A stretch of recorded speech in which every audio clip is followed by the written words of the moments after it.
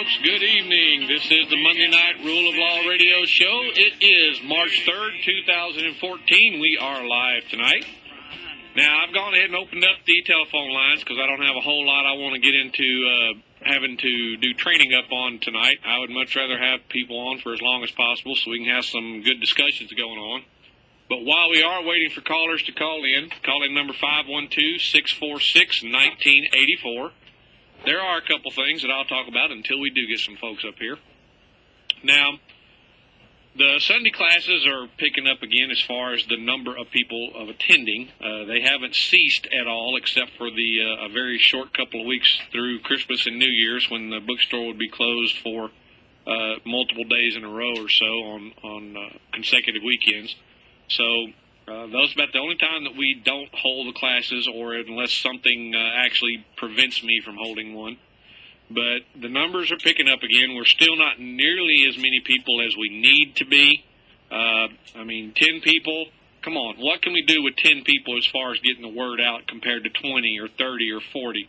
And I'm not saying that from a give me money perspective. I'm saying that from a where in the heck is your interest and your concern about your ability to protect yourself and invoke your rights when you're encountering your public servants, whose sole objective these days is to convince you don't have any. And it's not that you can't learn what your rights are without me, but it certainly helps you learn how to enforce them when you practice doing so in a group of like-minded people.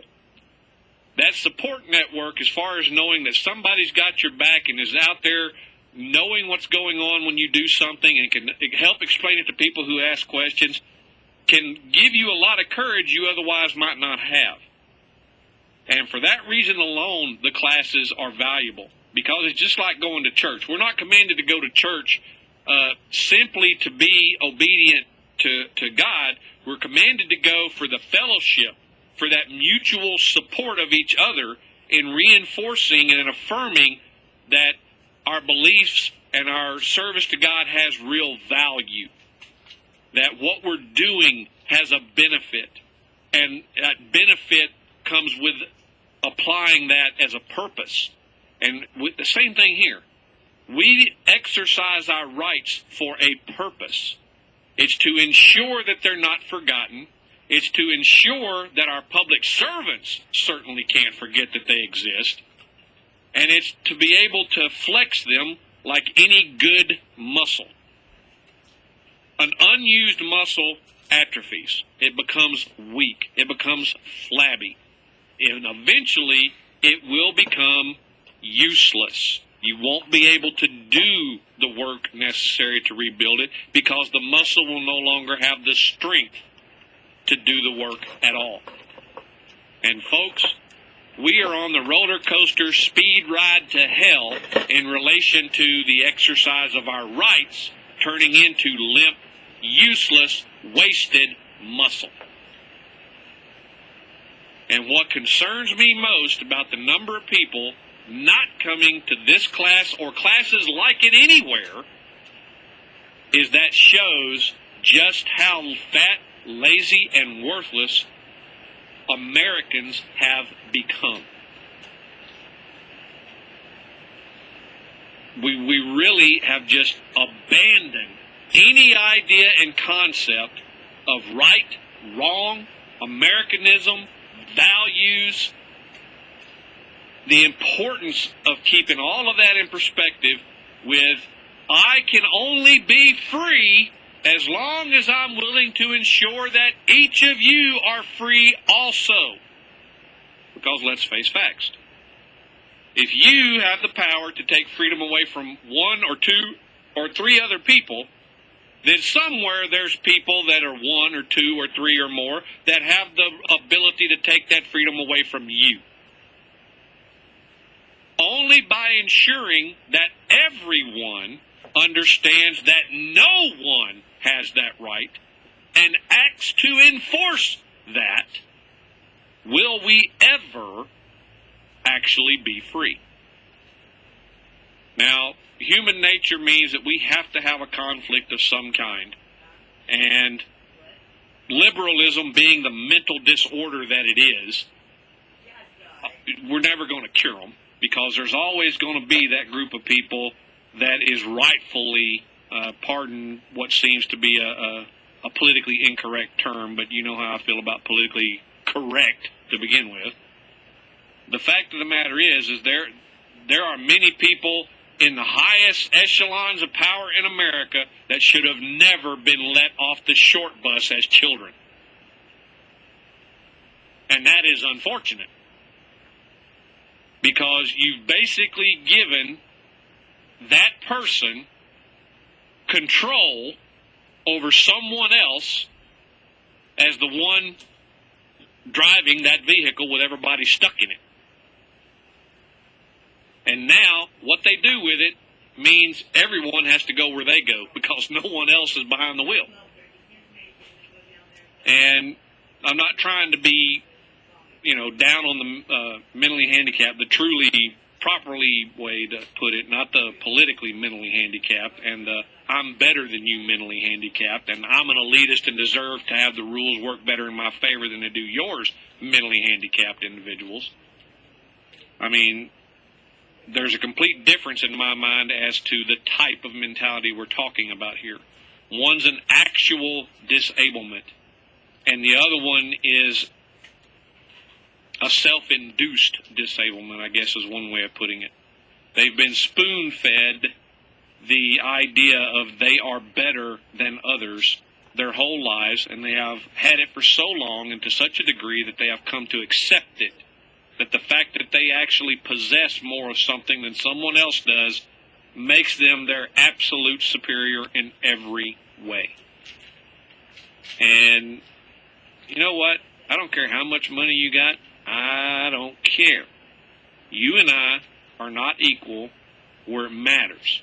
I don't care if you got more money than me. I don't need a ton of money to survive. Would it be nice to have? Absolutely.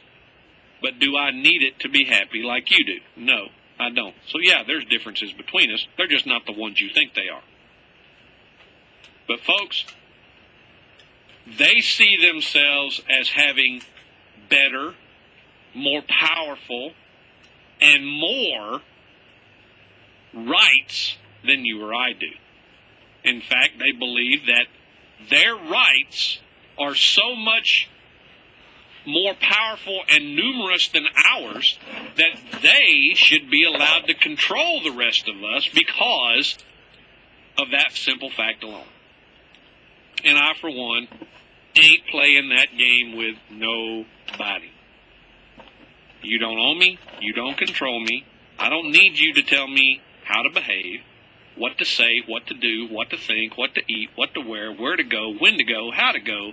I don't need you telling me any of that. I am self-regulating. I may yell in public. I may cry in public. I may actually throw a punch in public if I honestly believe the person getting punched deserves to be punched. But I'm not going to go out of my way to inflict harm on another individual for no reason whatsoever. I will act in defense of myself or others.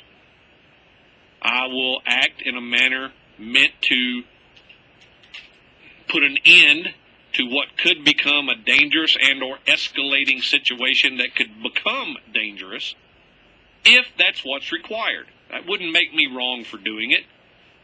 It would simply make me responsible for solving a problem that could have been a lot worse if it allowed to continue. And unfortunately, too many people don't see things that way. Because now we want to get into the argument of, well, what right did you have to hit him? Well, the fact that he was about to either hit me or to hit someone else that was incapable of defending themselves from that individual is what authorized me to hit them.